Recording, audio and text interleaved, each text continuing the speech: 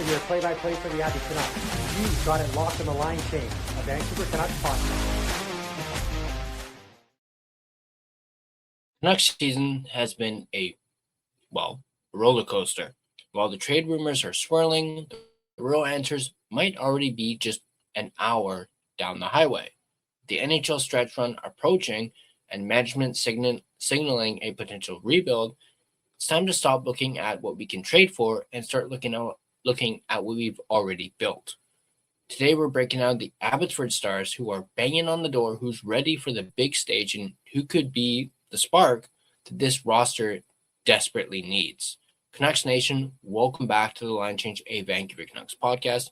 We're going to change things up a bit, as we're actually going to be going over an article that talks about which AHL prospects could get that look as we near the end of the season. This article is from our friends over at Canucks Army, Jacob Fraser in particular. I'll be sure to leave a link to this article in the description down below so you guys can go ahead and check it out yourselves. But let's not waste any more time and just dive right into it, shall we?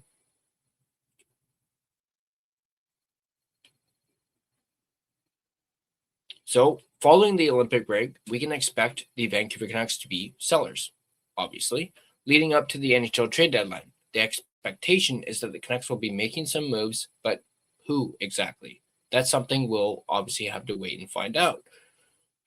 Perhaps we could find out as soon as, within the next few days. What's a guarantee, though, is that the rest of the season for the Canucks should be focused on giving the young guys more looks and giving them more chances to develop at the NHL level. This is something we've been saying for weeks now. Let the young guys play. We've been yelling it for a while now. Let the young guys play. Obviously, with Lekkerimäki's injury, that rules him out. But we've been saying, let the young guys play. And honestly, this is the Canucks' chance to do exactly that. Let the young guys play. The team's prospect pool isn't necessarily stocked with young talent. There aren't a ton of options for guys on the fringe who look ready to make a full-time jump to the NHL. That being said, there are a few players in the organization who could get a look with the big club at some point during the 25 remaining games this season. Yes, you heard that right. 25 remaining games. So let's go ahead and look at some of those people.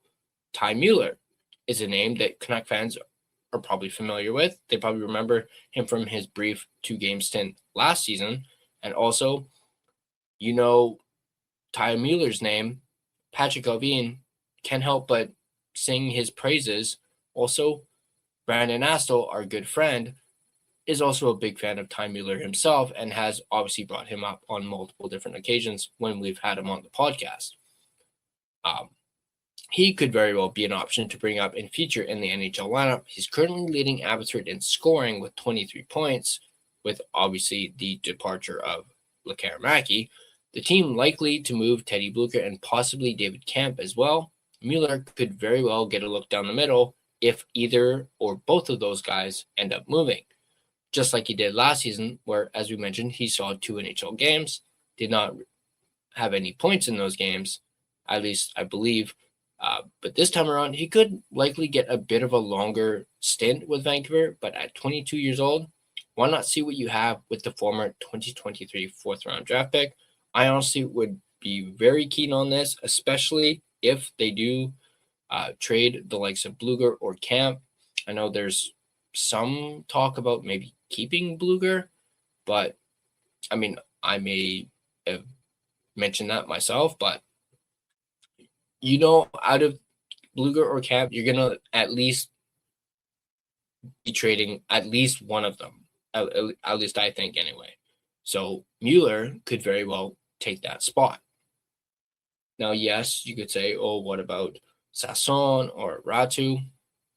We'll cross that bridge when we cross it, but I do think Ty Mueller definitely does deserve a look, and hopefully Patrick Allvin, as well as Adam Foote, hopefully they think the same thing as well.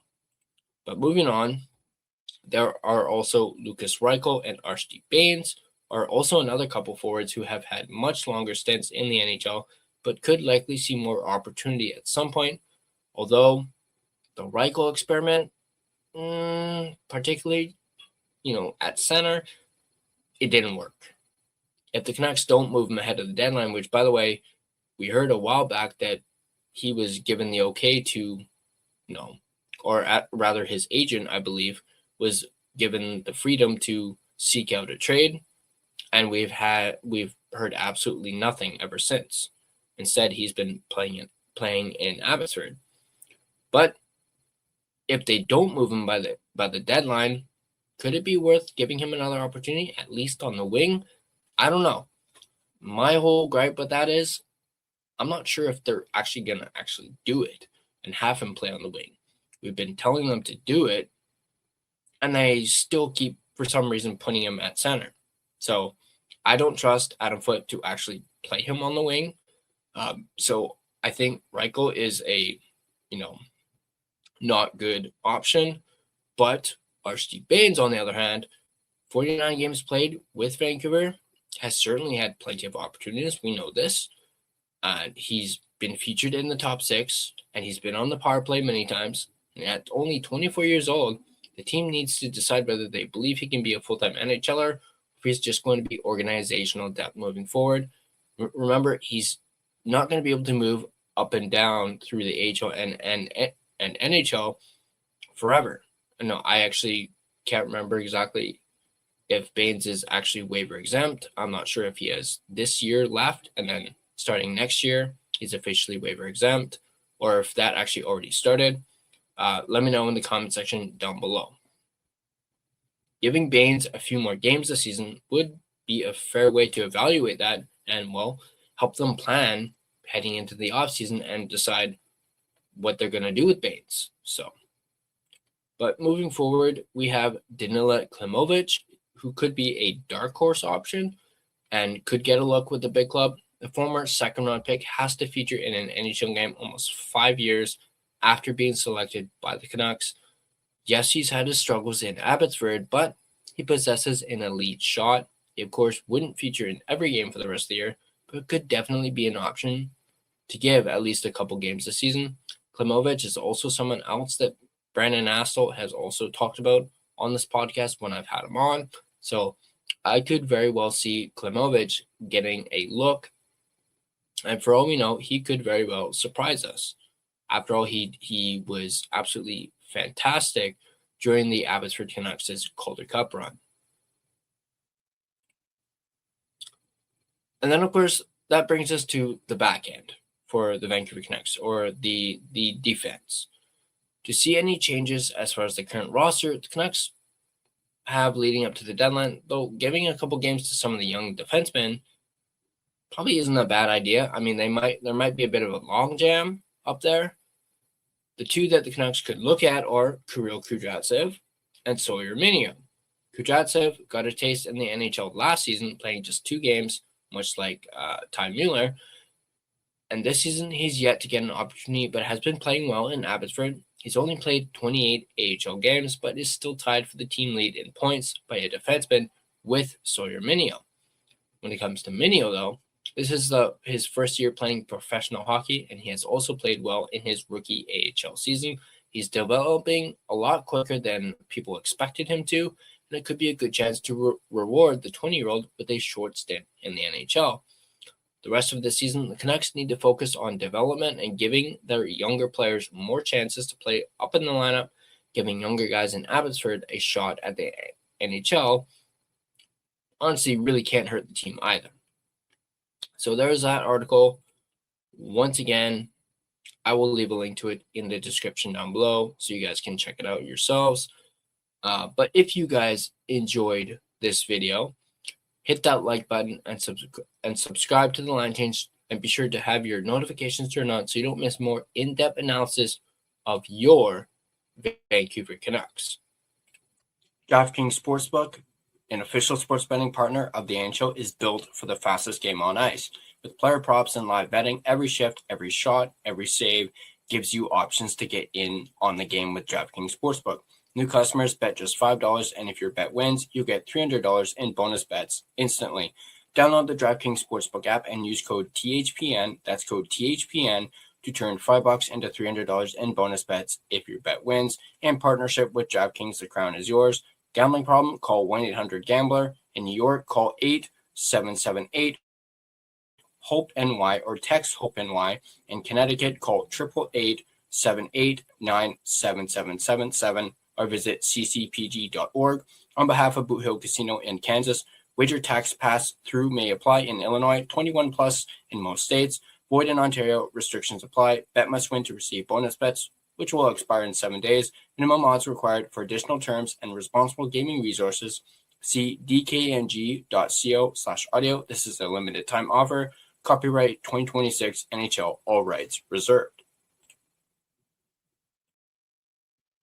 This video has been a presentation of both DraftKings Sportsbook as well as the Hockey Podcast Network. Be sure to check out the network for your favorite podcast covering your favorite team at thehockeypodcastnetwork.com, the home of hockey podcasts, where it's every team, everywhere.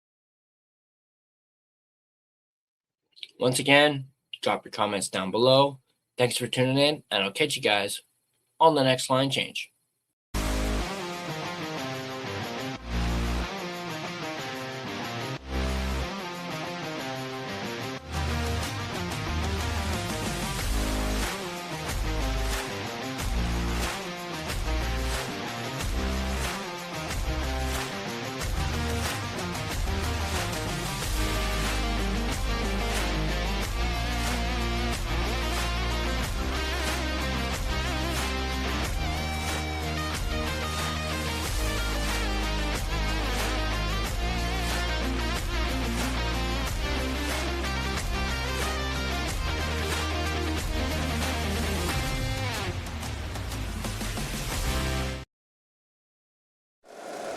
If you like the show, please take a moment to rate, review, and subscribe. It really does help the show to grow.